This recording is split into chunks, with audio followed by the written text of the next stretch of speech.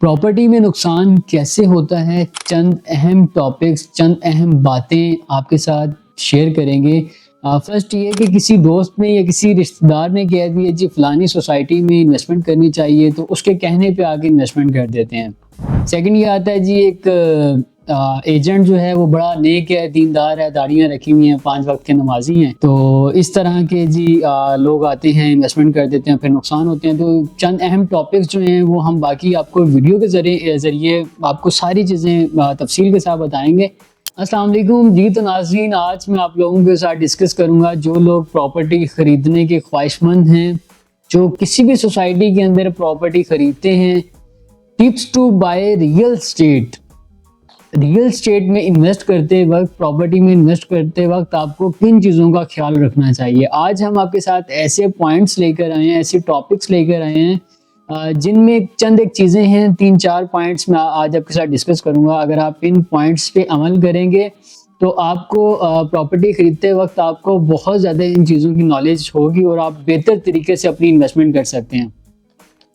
First आ जाता है जी summarise your budget, यानी कि आप कहीं पर भी किसी भी सोसाइटी के अंदर अपनी इन्वेस्टमेंट कर रहे हैं तो आप सबसे पहले अपना जहन बनाएं कि आपने 20 लाख की प्रॉपर्टी लेनी है, 40 लाख का बजट है, 60 लाख का है, 1 करोड़ प्लस का, जितना भी, यानी कि उस हवाले से अब आपको अगर कह लें कि M9 है, जितनी भी सोसाइटीज़ हैं, आपको डिफरेंट सोसाइटीज़ के अंदर आपको यहाँ पर डिफरेंट रेट्स के ऊपर चीज़ें मिलती हैं।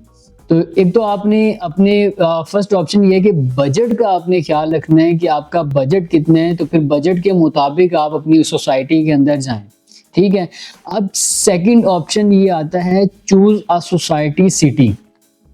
कहीं पर भी आप अपनी इन्वेस्टमेंट कर रहे हैं किसी जगह पे, किसी सोसाइटी के अंदर, आप सबसे पहले वहाँ पर उसकी डिटेल्स वगैरह जो हैं वो ज़रूर निकाला करें कि हम जिस जगह पे अपनी इन्वेस्टमेंट कर रहे हैं क्या वो जगह ऑथेंटिक जगह है, उसके लीगल डॉक्यूमेंट्स वगैरह जो हैं वो सारे अप्रूव हैं या नहीं है।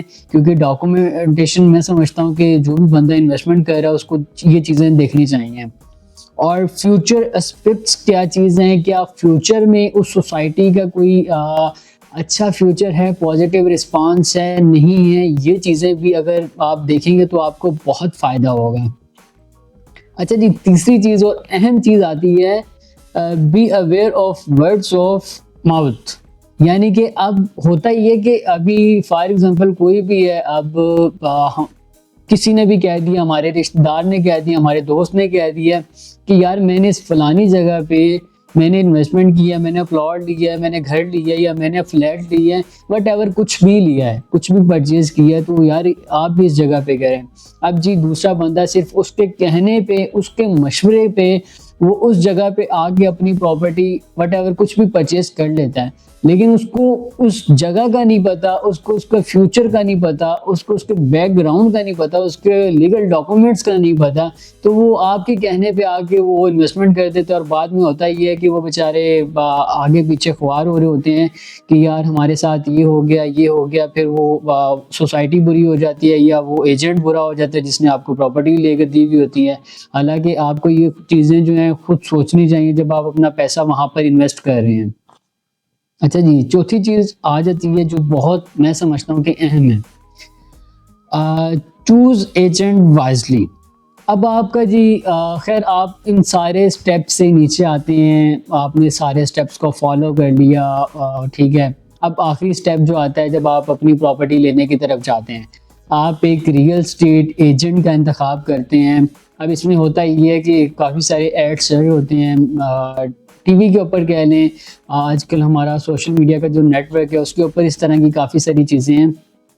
तो देखते हैं कि यार ये बंदा जो है काफ़ी नेक बंदा है, शरीफ बंदा है, दीनदार बंदा है, दाढ़ियाँ रखी हुई हैं, ठीक है, ये बड़ा अच्छा बंदा, बड़ा ऑथेंटिक बंदा है, तो ये बंदा हमें अच्छी चीज़ देगा और इसका ज़्यादा कोई सिस्टम नहीं होगा, ठीक है।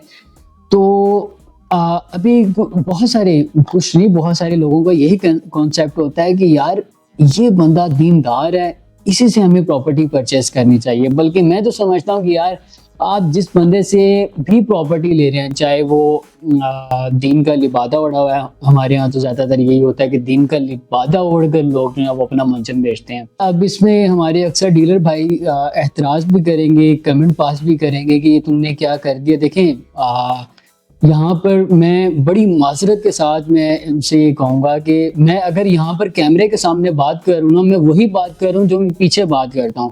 میں بالکل اسٹریٹ فارورڈ بات کر رہا ہوں. یہ اگر آپ کو کسی کو بری لگتی ہے یا آپ اس میں سے اعتراض کرتے ہیں، ٹھیک ہے، سب سے پہلے میں معذرت چاہتا ہوں. لیکن یہ کہ میں آپ کو یہاں پر بالکل 100% ایک چیز ٹوٹلی طور پہ میں آپ کو یہ بتانا چاہ رہا ہوں.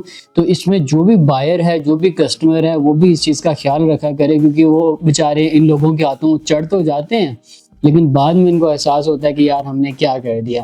تو اس لیے اس کا انتخاب بھی آپ کو سوچ سمجھ کے کرنا چاہیے. تو یہ چند اہم ٹاپکس ہیں. پراپرٹی خریدنے سے پہلے اگر آپ ان کو فالو کر لیں گے، ان پہ عمل کر لیں گے، تو آپ یقین کریں آپ کو کبھی بھی پراپرٹی خریدتے وقت یا وہاں اس کو سیل آؤٹ کرتے وقت کبھی بھی نقصان نہیں ہوگا.